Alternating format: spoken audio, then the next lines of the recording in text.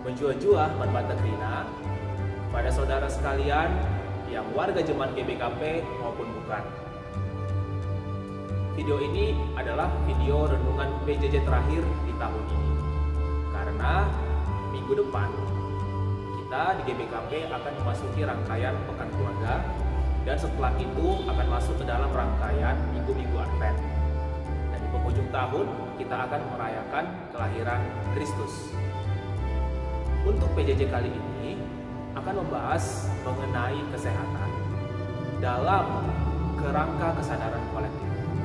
Apa itu kesadaran kolektif nanti akan diuraikan lebih lanjut di dalam video ini. Oleh karena itu, marilah bersama-sama kita saksikan video ini dari awal hingga akhir. Dan mungkin untuk Anda yang sudah mengikuti PJJ tidak masalah. Semoga video ini akan semakin bermanfaat dan semakin menambah wawasan Anda dalam renungan PJJ minggu ini di GBKP. Sebelum kita memulai pembahasan renungan PJJ kita, mari kita bersatu di dalam doa.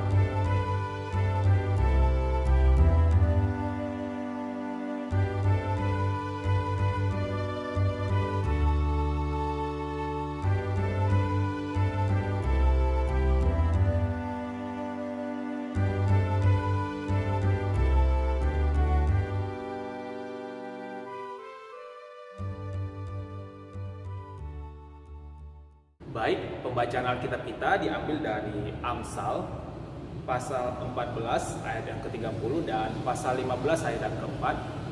Saya akan membacakannya dalam Alkitab Bahasa Indonesia. Hati yang tenang menyegarkan tubuh, tetapi iri hati membusukkan tulang. Lidah lembut adalah pohon kehidupan, tetapi lidah curang melukai hati.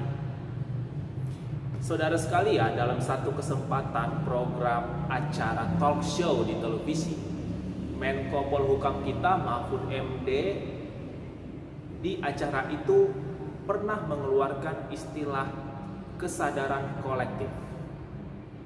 Jadi pada saat itu topik pembicaraannya ialah Indonesia bubar.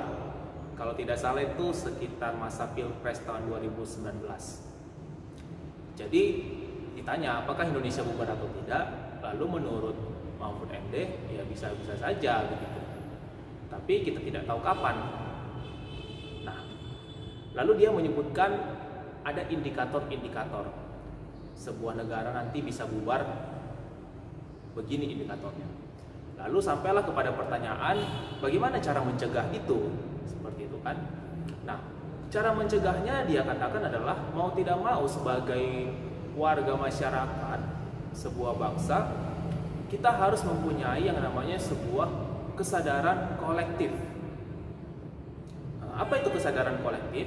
Dorongan hati nurani secara bersama-sama sebagai kumpulan dari individu-individu, kumpulan dari masyarakat, untuk melakukan perubahan, untuk sama-sama sadar akan semua kekeliruan yang sudah terjadi, dan juga sama-sama sadar untuk memperbaikinya dan melakukan hal yang benar tentunya. Nah, istilah kesadaran kolektif ini saudara-saudara mungkin bagi kita asing terdengar ya, jarang terdengar bagi kita karena memang di dalam pengajaran-pengajaran gereja juga ini jarang diungkapkan. Tetapi istilah ini sebenarnya sudah lama sekali ada. Tahun 1893 istilah ini dikeluarkan oleh Emil Durkheim, seorang sosiolog. Bagi kita, kalangan gereja, mungkin istilah ini jarang terdengar. Tetapi istilah ini akan menjadi menarik bagi kita jika kita menggunakan istilah ini sebagai titik tolak ukur kita. Jadi sepanjang peziarahan kita sebagai umat Kristen di dunia ini, kita kan sudah berjalan bersama dengan gereja dari dulu, sekarang, dan hingga nanti di masa depan, kan seperti itu. Nah, katakanlah kita berhenti di titik ini, di titik kita sekarang ini, untuk merefleksikan bagaimana sih perjalanan yang sudah kita lakukan dalam penjarahan kita sebagai umat Kristen bersama dengan gereja, dari pertama kita mengenal Kristus sampai sekarang. Apakah dalam rangkaian perjalanan-perjalanan itu pernahkah kita gunakan kesadaran kolektif, kesadaran bersama semua umat Tuhan di dalam gereja kita untuk menjalankan gereja ini berdasarkan kesadaran kolektif. Jika belum pernah, kita dapat mengatakan bahwa selama ini gereja ini berjalan belum didasarkan oleh kesadaran kolektif itu, tetapi didasarkan oleh hal-hal di luar kesadaran kolektif. Bisa saja salah satunya ialah keinginan diri sendiri, kepentingan diri sendiri, seperti itu. Pokoknya apapun yang di luar kesadaran kolektif itu. Nah, kenapa saya angkat pembahasan mengenai kesadaran kolektif ini? Berangkat dari pembacaan kita dalam Amsal, bahwa ayat yang kita baca tadi, pasal 14 ayat 30 dan pasal 15 ayat 4, itu adalah kata-kata bijak dari Salomo. Jadi Salomo ini terkenal akan kebijaksanaannya, dan dia menuliskan kebijaksanaannya itu di dalam tulisan-tulisan, salah satunya Amsal ini. Nah, kata bijak yang ditulis Salomo ini bukan tanpa pengalaman apapun. Dalam sejarah bangsa Israel, Salomo adalah salah satu raja yang besar, bahkan bisa dibilang terbesar, karena ketika Israel di bawah kepemimpinannya, disitulah Israel masa jaya-jayanya. Dari sisi pendidikan, dari sisi perdagangan, dari sisi diplomasi, politik luar negeri, itulah puncak bangsa Israel pada saat itu. Nah, semua itu bisa terjadi, grafik itu bisa naik dari bangsa Israel ini budak di Mesir, terus pengembara di padang gurun, menemukan tanah Kanaan, sampai akhirnya dipimpin Salomo. Kita kan bisa katakan itu grafiknya membaik. Kesejahteraan masyarakat Israel itu menaik sampai sepuncak-puncaknya. Itu bisa terjadi karena memang Salomo ini dianugerahkan Tuhan kebijaksanaan, kecakapan dalam memimpin. Nah, oleh karena itu dia bisa memimpin umat Israel yang segitu banyaknya menjadi sebuah bangsa yang besar. Nah, semua pengalaman-pengalamannya itu dituliskannya di Amsal ini. Semua kebijaksanaan, kata-kata bijak yang membuat dia bisa menjadi besar seperti itu, dia tuliskan di dalam Amsal ini. Salah satunya lah yang kita baca tadi. Nah, saudara-saudara sekalian, fenomena, kita bisa bilang fenomena hikmat di dalam kitab di dalam bangsa Israel ini sebenarnya baru ada ketika masa Salomo. Jadi kitab-kitab hikmat itu seperti Amsal, Pengkhotbah itu baru ada ketika masa-masa Salomo memimpin. Pada saat itu banyak aspek yang dibenahi oleh Salomo, salah satunya pendidikan. Pada saat itu muncul sebuah kesadaran nasional bahwa pendidikan itu penting. Oleh karena itu mulailah di situ dibentuk sekolah-sekolah kecil, lalu melatih para orang-orang untuk mengajarkan hikmat-hikmat. Itu karena hikmat ini sangat penting bagi orang Israel pada saat itu, dan mungkin bahkan sampai sekarang ya, pengajaran-pengajaran hikmat itu penting bagi orang Israel. Maka dari itu muncul kesadaran nasional untuk membuka sekolah-sekolah pendidikan-pendidikan mengenai hikmat kepada anak-anak kecil. Nah, oleh karena itu memang kesadaran akan pengajaran yang baik itu menjadi prioritas utama bagi bangsa Israel kalau bisa kita bilang. Oleh karena itu, salah satu hal yang bisa membuat Salomo sampai menjadi seorang raja yang sebesar itu, yang disegani oleh kerajaan lain dan bahkan Israel menjadi bangsa yang sebesar itu, salah satu hal yang mendorong itu semua ialah hikmat. Jadi memang hikmat itu kan diberikan Tuhan kepada manusia. Tetapi ketika sampai di manusia, apakah manusia mau melanjutkannya? Apakah manusia mau hidup memakai hikmat itu? Itu kan pilihan di manusia. Nah, Salomo melihat ini sebagai peluang yang baik, sebagai potensi yang baik untuk dia gunakan untuk membekali bangsanya, membekali semua masyarakatnya. Gitu. Oleh karena itu dia benar-benar menggunakan hikmat dari Tuhan ini tidak hanya berhenti di dia, tetapi juga disalurkan melalui pendidikan-pendidikan tadi. Muncullah kesadaran Salomo tadi di situ untuk membuka sekolah-sekolah.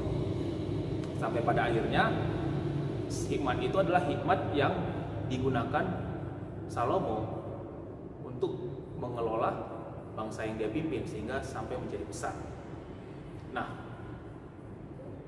bagaimana dengan kita saat ini sebagai warga gereja yang hidup saat ini?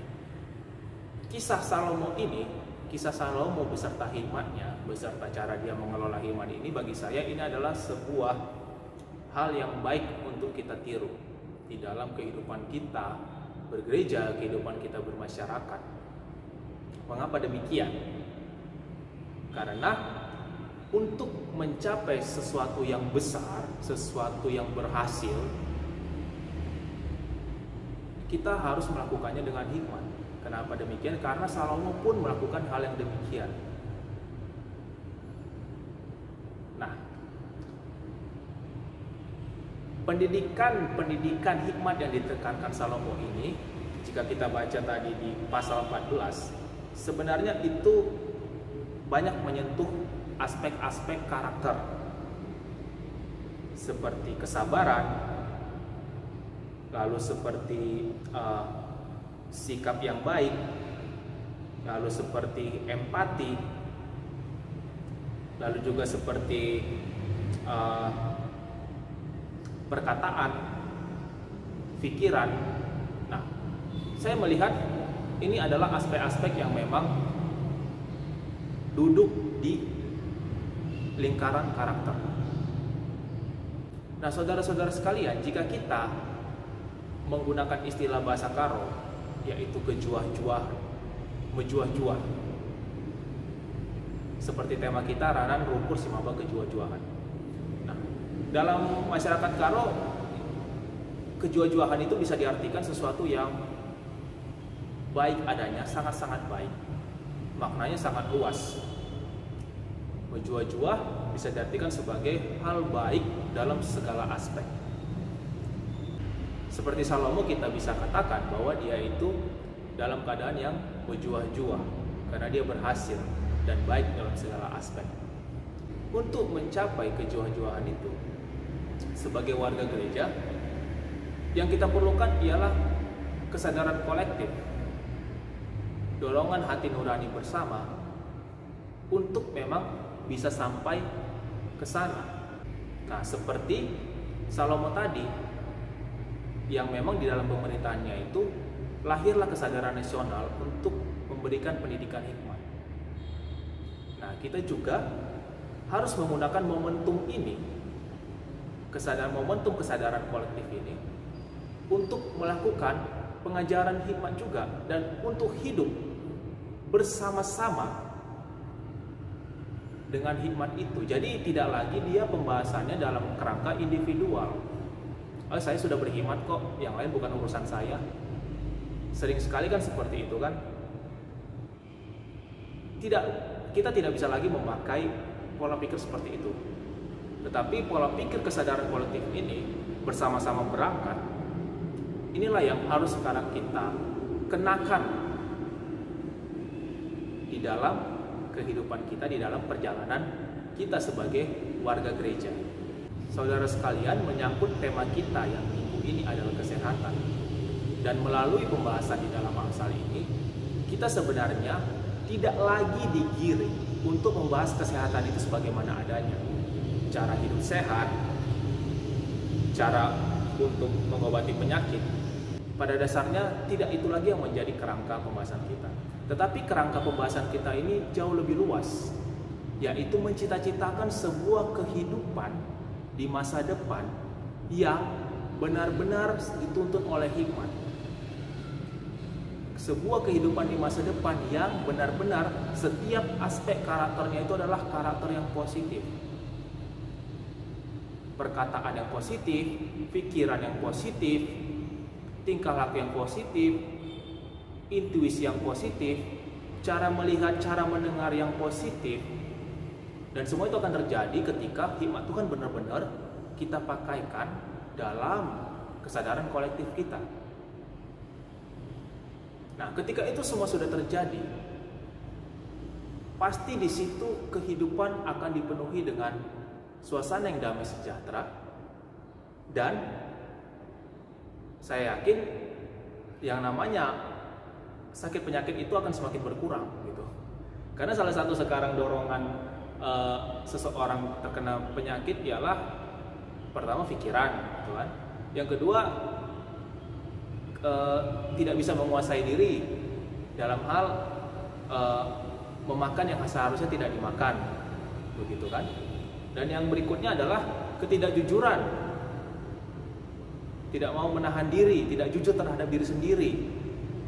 Nah, tetapi melalui kehidupan Salomo dan hikmatnya kita belajar bahwa itu adalah semua karakter-karakter yang negatif yang tidak akan bisa membuat sebuah komunitas, sebuah negara, sebuah gereja akan menjadi lebih baik di masa depan. Itu perlu kita ingat. Salomo pun dia berusaha loh. Tuhan memang memberikan hikmat kepada dia pribadi. Jadi tapi tidak berarti dengan hikmat yang diberikan Tuhan kepada dirinya sendiri dia bisa mengatur sebuah bangsa yang sangat besar. Tidak berarti serta-merta menjadi teratur gitu. Tetapi dia ada usaha dengan apa? Dengan memunculkan kesadaran nasional di semua masyarakat Israel bahwa kita perlu mendirikan sekolah-sekolah untuk mengajarkan hikmat supaya hikmat ini bisa mengalir lebih luas lagi kepada semua orang. Sehingga kita akan menjadi satu pola pikir, satu frekuensi ketika ingin melakukan sesuatu. Nah, saudara sekalian, mungkin nggak sih di masa depan atau di waktu yang berikutnya gereja kita, perjalanan kita sebagai orang Kristen ada dalam situasi yang damai sejahtera, yang semuanya di situ dipenuhi oleh karakter-karakter individu yang positif, sehingga komunitas kita menjadi sangat-sangat positif, sangat-sangat sehat. Mungkin nggak, ataukah itu hanya sekedar utopia, hayalan-hayalan doang? Nggak mungkin lah kita bisa seperti itu. Kenapa? Karena berdamai sama diri sendiri aja mungkin belum bisa ya. Tapi Bapak Ibu, kita lihat bahwa saudara-saudara sekalian, lihatlah bangsa Israel. Dari budak di Mesir, berjalan di padang gurun sekitar 40 tahun,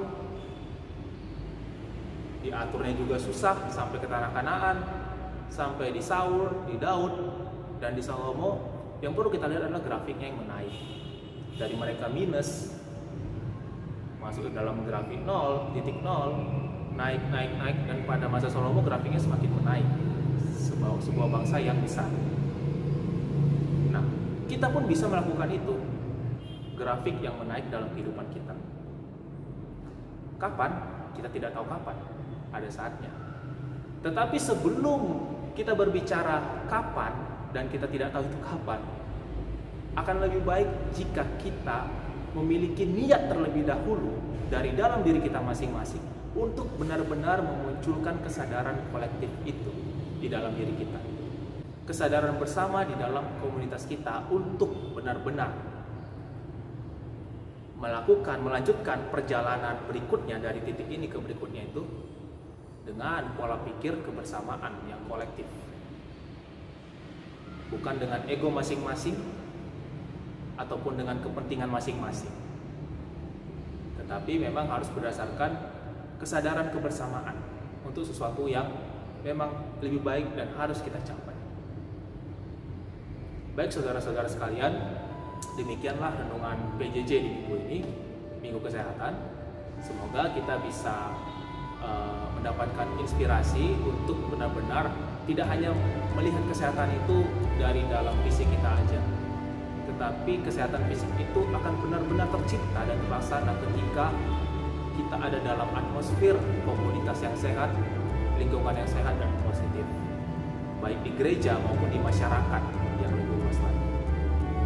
Marilah sebagai warga gereja kita mulai melakukan kesadaran kolektif itu dari ruangan gereja kita, dari komunitas gereja kita, lalu berlanjut kepada masyarakat yang lebih luas lagi.